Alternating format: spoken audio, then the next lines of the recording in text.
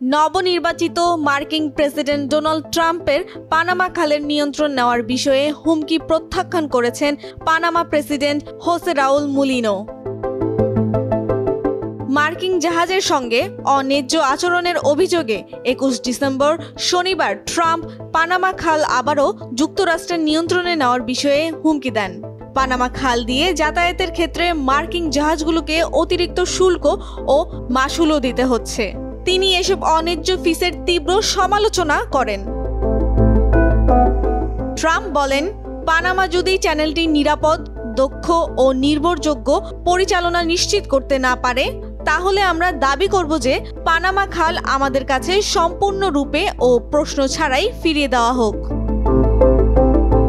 ২২ December রোববার ট্রাম্পের এই হুমকি প্রত্যাখ্যান করে পানামার প্রেসিডেন্ট হোসে রাউল মুলিনো সামাজিক যোগাযোগ মাধ্যম এক্সে একটি ভিডিও পোস্ট করে বলেন, পানামা খাল ও এর সংলগ্ন এলাকা প্রতি বর্গমিটার পানামার সত্ত্বাধীন, আর তা পানামার সত্ত্বাধীনই থাকবে।